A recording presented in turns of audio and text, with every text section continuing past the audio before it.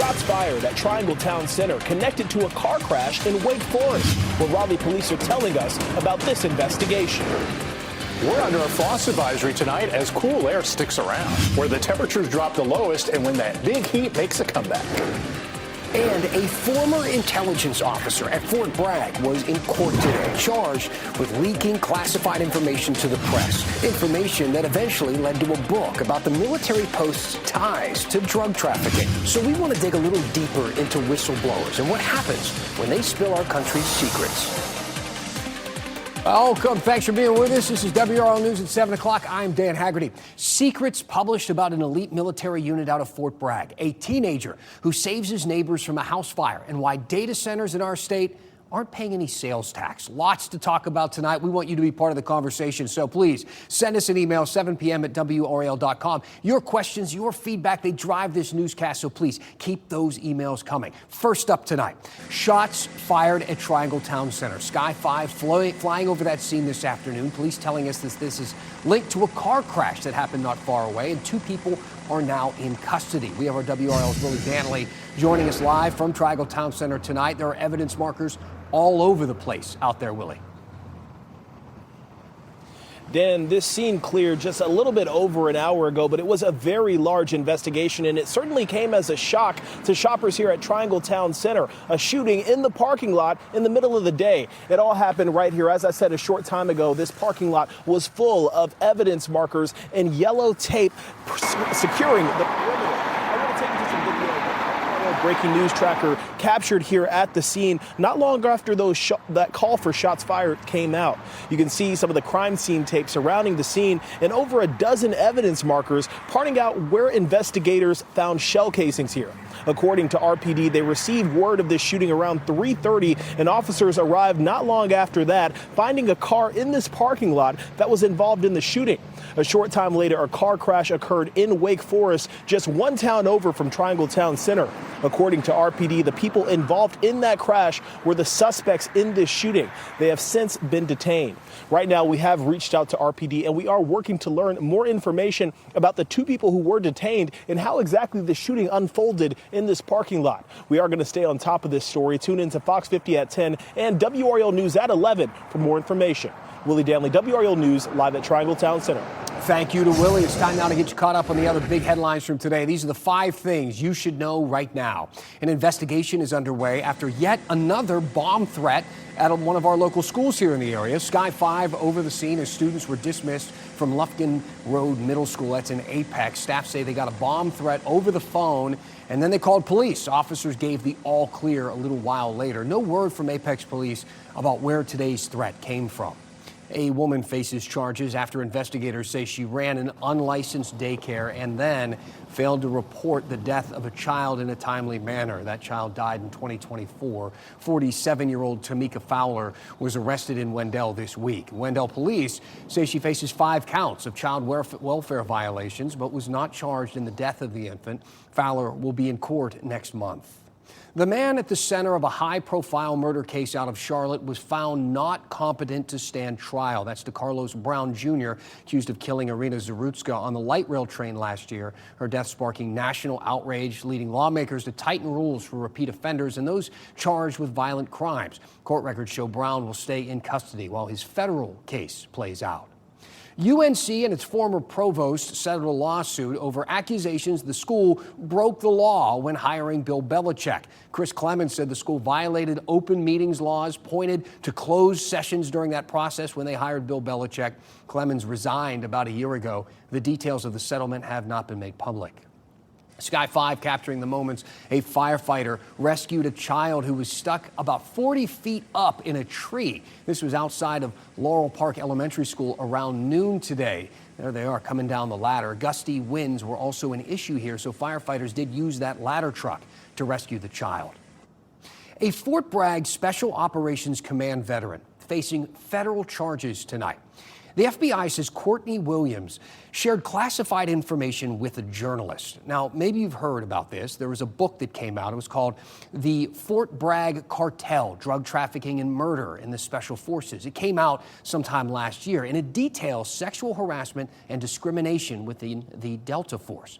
WRAL Sean Gallagher is following this case for us, and he heard from the author who wrote that book. Williams had a top secret security clearance while working at Fort Bragg. She's the whistleblower who was calling out mistreatment she received while working there, but the feds believe she was revealing a lot more than just workplace secrets, secrets that could have jeopardized soldiers' lives.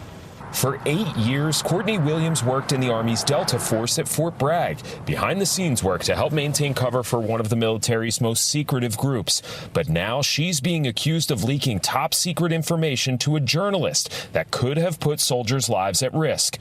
Williams was quoted in Seth Harp's book, The Fort Bragg Cartel. My book is critical of these institutions because I think that waging war in secrecy for 20 years gives rise to a host of cultural problems that spill over into communities like Fayetteville. WRAL interviewed Harp about the book in October. Williams was quoted extensively when referring to a toxic work environment within Delta Force, where she claimed she was sexually harassed and discriminated against while also sharing information about work she would do.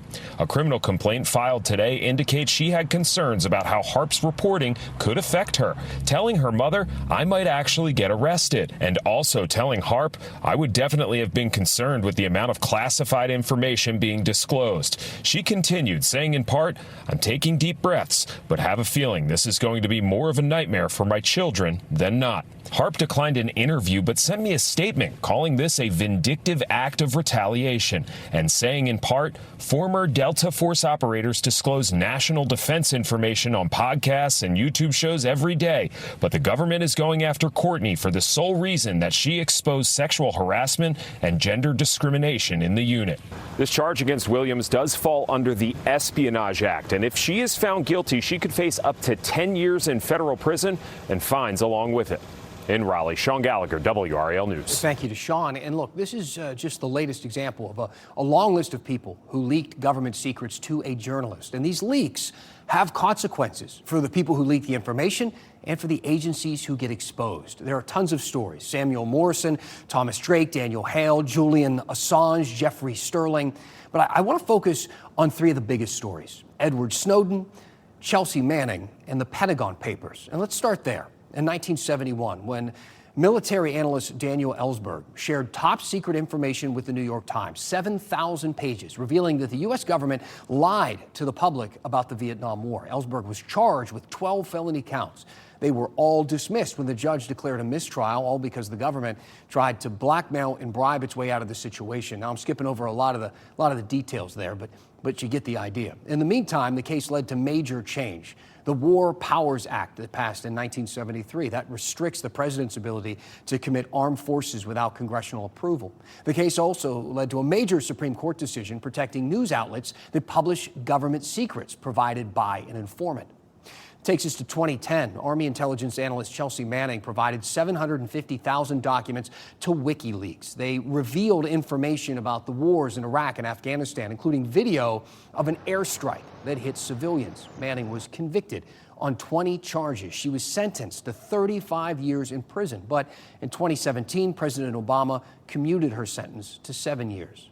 The leak also led to the DOD and the State Department changing their policies. They started new programs, tightened access to sensitive information. A few years later, in 2013, NSA employee Edward Snowden leaked classified documents about the agency's surveillance programs. He revealed that intelligence agencies and governments were collecting data on millions of people. Snowden was charged with violating the Espionage Act, but he fled to Russia. He is living there now in exile to avoid prosecution. In the meantime, those leaks led to Congress passing the USA Freedom Act, ending the NSA's program collecting phone data.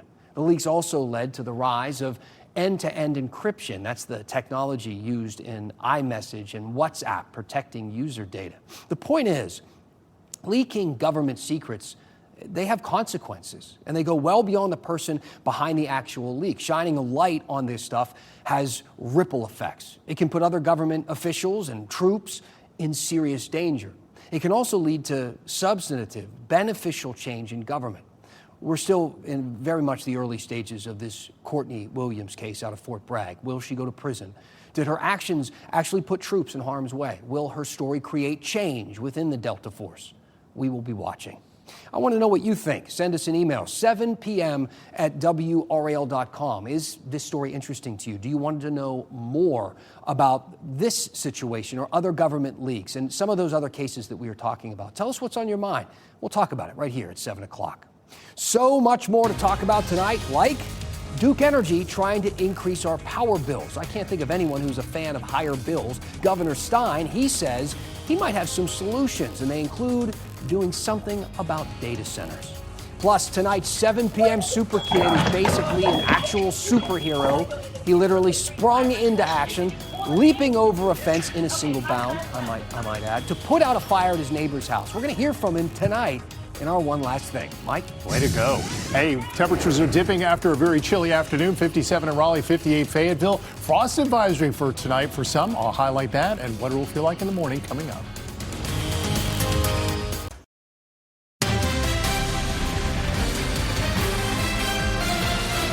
Tonight on WRAL News at 11 o'clock, we're keeping our eye on the budget for Wake County schools. Educators are saying that classrooms are underfunded. They held some protests about that today. So what can the Board of Education actually do about all of this? We're going to talk about it tonight on WRAL News at 11. So Duke Energy, they want to raise your power bill 18% over the next 2 years. So many of you have been emailing us about this situation, sharing your frustration over it. A viewer named JR wrote this. He said, the Duke Energy increase is just ridiculous. The only person who can stop this increase is the North Carolina governor, and that's not going to happen. The thing is, though, as frustrated as you are, the governor does not have the power to do that. You see, Duke Energy, they don't just raise the prices whenever they want. They go through the North Carolina Utilities Commission. Then the two sides kind of negotiate. They come up with a compromise. The governor used to appoint most of the members on that Utilities Commission, but not anymore. The legislature took that power away. Still, though, Governor Stein wants to try something. WRAL State Government reporter Will Doran walked me through the details. So, Will, when I look at my power bill, one of the line items on there is a tax, is sales tax that I pay on the energy that I use. But some of these data centers are not paying any of that. They don't have that line item. That's right. And Governor Stein says that that is costing the state tens of millions of dollars a year, basically giving this tax break to these data centers. He says it's based on a law that we passed back in 2006, way before the AI boom that we've seen, and he says it's time to take a new look at that. We know that AI will be part of our future, and we want to keep innovation central to this state's economic development strategy. But we cannot be blind to the impact these data centers are having on our state. They need to pay their way so that our residential consumers don't have to bear the cost of these massive data centers and their consumption. We have said that some of these data centers use as much power as an entire city can use. So it would be like the entire city of Raleigh no longer paying sales tax on the power that they use. That's a lot of money, but it's not just that with data centers. Some of the incentives to just get them here in the first place are breaks on property tax or other breaks on sales tax as they develop these multi-billion-dollar facilities. Exactly, Dan. You see, Amazon is building $1 billion facility. Microsoft's building $1 billion facility. There's a bunch more that are in the works. And so they're going out and they need to buy computers, buy security systems, buy just the windows and the doors and the construction materials to build these buildings. They're not paying sales tax on any of that. And Stein says that's a big worry going forward as these things go into construction over the next few years. The state could lose hundreds of millions of dollars, maybe even over $1 billion a year annually because of these tax breaks that they're getting. Now, the governor has power, but in this case, the governor is more of a whistleblower. He's bringing up this issue, hoping that the legislature will do something about it. Do we know that anything will get done or could get done? Well, things could always get done, and the legislature comes back into session in just a couple of weeks. So we could definitely see a bill filed on this. And actually, the committee that the governor gave this presentation to today has several lawmakers on it, members of both parties, people who presumably are receptive to his ideas. So, could there be some bipartisan agreement on this? It's hard to say, but, there are a lot of reasons why not just the data center companies might be against this, but also energy companies as well, because they want data centers to be coming to North Carolina and buying power from them. And if we become a less attractive state to move to, and if other states keep big tax breaks, maybe they don't want to come here. They're not going to buy power from our big utility companies here. So we'll have to wait to see, I guess, what happens when the legislature gets back in session. Yeah, but it's definitely going to be a matter for debate. All right. Thank you, Will. Thanks. We turn to meteorologist Mike Mays. Chilly weather today, more chilly weather tonight, but then the heat up is on the way. This time next week, we could be 90 degrees. Man. Yeah, crazy. You can go from frost advisory to 90 in 7 days. Today was our coolest day, 60, but we start our warming tomorrow, Dan. Now, before we get to that, we do have a frost advisory from 2 a.m. to about 9 a.m. Temperatures in some locations could be as low as 32 degrees. So if you have any really tender plants, you might want to cover them up or bring them inside. It's roughly from Raleigh north to Southern Virginia to Sanford, over toward Enfield and into Northampton County from 2 a.m. to about 9 a.m. And we're not the only ones. A lot of the western part of the state, from the Triad through Charlotte through Asheville, are in a frost advisory. Points northward toward parts of Pennsylvania are in a freeze warning tonight. But after tonight, that'll be the end of it. 57 right now. It is mostly cloudy to overcast per what's happening at the airport. It's because of all those upper level clouds that we talked about coming in yesterday.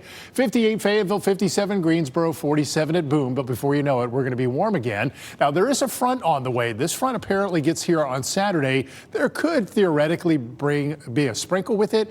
It'll be in the low 80s over the weekend, and then high pressure builds back in next week, and it'll likely be hot. Now, we have a cool flow of air right now. You can see the streamlines coming in from the north and east. That's why we were chillier today. But notice a southerly flow coming in off the Gulf, and folks to the west are warmer. Chicago is 71 right now. We're 57. And over the next few days, we're going to get into that southerly and southwesterly flow, and that's why we warm up this weekend and all of next week.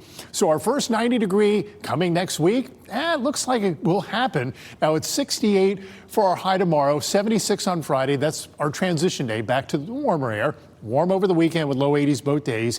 85 on Monday, 87 at least on Tuesday, 89 at least on Wednesday. I could see us hitting 90 on Tuesday and above 90 on Wednesday. The record high next Wednesday is 91 or 92, set back in 1941. So there's the possibility we could be rivaling an old record high by next Wednesday. It's amazing how the weather can change in such a short period of time, and still no rain in our forecast. And with it being dry and hot, it's going to exacerbate the drought. And we have the new status that'll come out tomorrow, and we'll see how much it changes.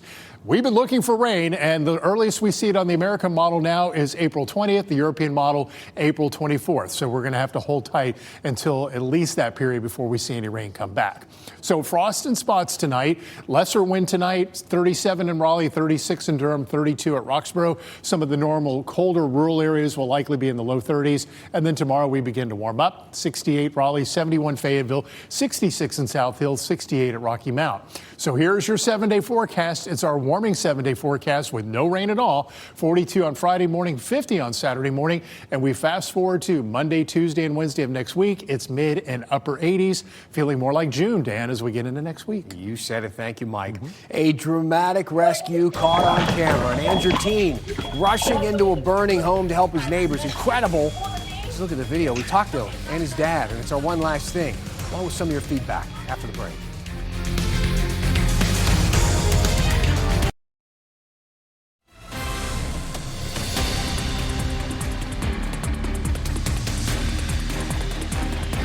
One last thing tonight. Here at 7 o'clock, we like to talk about the amazing things that the young people in our area get up to. Athletes and students. Some of them are inventors, and sometimes they are heroes.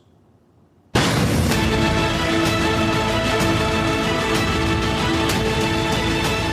p.m. And we got a real super one for you tonight. This is a teenager in Angier, a particularly super 7 p.m. super kid. He sprung into action this week, saving his neighbor's home from a fire. The video, the security camera video, is crazy. He leaps over the fence, jogs up to the back door of the neighbor's home, takes a second to test out the fire extinguisher, and then just casually goes inside to take care of business. That's Nathan Bird. He put out the flames. Nobody was hurt, maybe saved the house. Nathan's father, Billy Bird, said he's super proud of his son. No, actually, had my fire extinguisher we keep in our kitchen. He went back inside and grabbed it and tossed it over the fence. And then as you see him jump over the fence, taking that leap of faith, which is quite funny. I mean, we laugh at it now, but again, we're very excited that he was smart thinking and quick to action. Nathan, he doesn't see himself as a hero. In his words, he was just doing the right thing. It's a neighbor. I don't look at it as a hero. People say hero. I don't look at it as a hero. I think I'm just a neighbor. If I see my neighbors need help, I would want my neighbors to do the same thing if me or my parents or, you know what I'm saying, somebody wasn't home. I just want the same thing to happen. Andrew in the Black River Fire Department says a grease spill is what led to that fire. Glad everybody is okay. Hey, some quick feedback from some of you watching at home tonight. Joanne wrote and said, it's an embarrassment that our state is the only one without a budget. How can a state be run in this manner? Yeah, we should have a budget. A lot of people have that opinion. That said, we're not running out of money totally. We keep the old budget and it just stays in effect. But there are things that are going to run out of money based on that old budget pretty soon. Things like Medicaid. There are also people like teachers who are waiting for raises. So that, some of the pressure points right there. Phil wrote in and says, sales tax is not an income to Duke Power. That's a government thing, not a utility thing. And that's exactly right. It's kind of a complicated issue. That's why the governor was talking about the sales tax and the property tax and the things like that with these data centers coming online. That said, Duke Energy, they're looking forward to these data centers coming online because they are going to be huge buyers of power and electricity. Duke Energy, at the same time, they have to build infrastructure, not just for those data centers, but for all the people who have been moving to this community. And that's why they are asking for that 18% hike in the rate. But they have to run that past the commission. So these are all things that we are working on and trying to watch closely for you so that you know what is happening in your community with the money you spend. Thanks for being with us tonight here at 7 o'clock. Keep sending in those emails. We'll see you back here tomorrow.